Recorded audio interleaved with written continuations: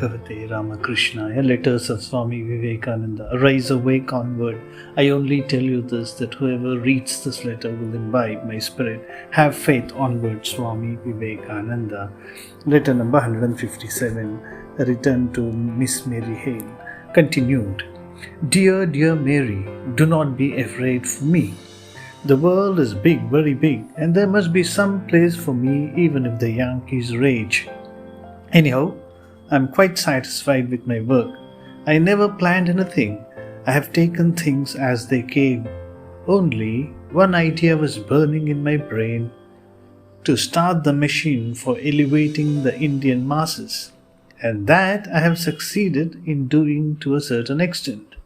It would have made your heart glad to see how my boys are working in the midst of famine and disease and misery, nursing by the mat bed of the cholera-stricken pariah and feeding the starving Chandala. And the Lord sends help to me and to them all. What are men? He is with me, the beloved. He was when I was in America, in England, when I was roaming about unknown from place to place in India. What do I care about what they talk, the babies? They do not know any better. What?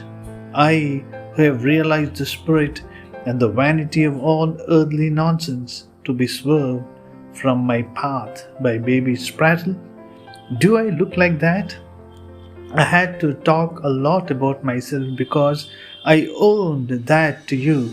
I feel my task is done. At most 3 or 4 years more of life are left. I have lost all wish for my salvation. I never wanted earthly enjoyments. I must see my machine in strong working order, and then, knowing sure that I have put in a lever for the good of humanity, in India at least, which no power can drive back, I will sleep, without caring what will be next. And may I be born again and again, and suffer thousands of miseries, so that I may worship the only God that exists, the only God I believe in, the sum total of all souls. And above all, my God the wicked, my God the miserable, my God the poor of all races, of all species, is the special object of my worship. He who is in you and is outside of you, who works through every hand, who walks through every foot, whose body you are, him worship and break all other idols.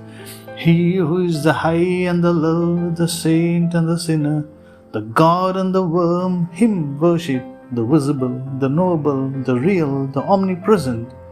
Break all other idols, in whom there is neither past life nor future birth, nor death nor going or coming, in whom we always have been and always will be one.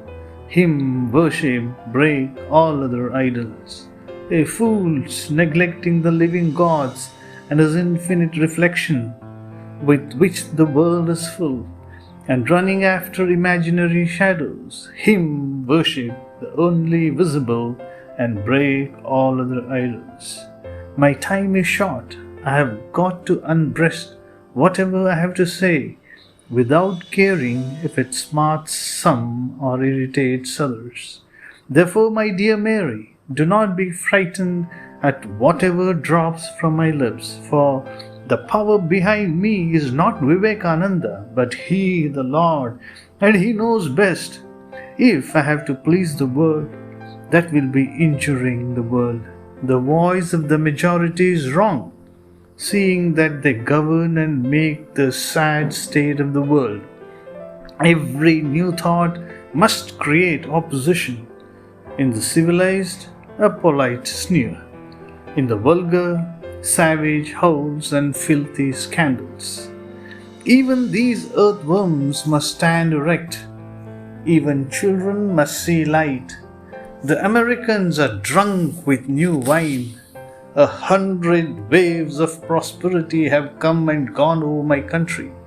We have learned the lesson which no child can yet understand. It is vanity. This hideous world is Maya. Renounce and be happy. Give up the idea of sex and possessions. There is no other bond. Marriage and sex and money are the only living devils. All earthly love proceeds from the body. No sex, no possessions. As these fall off, the eyes open to spiritual vision. The soul regains its own infinite power. How I wish I were in England to see Harriet. I have one wish left, to see you four sisters before I die, and that must happen. Yours ever affectionately, Vivekananda. Om Shanti Shanti Shanti. Hari Om Tat Sat. Sri Ramakrishna Arpanamastu.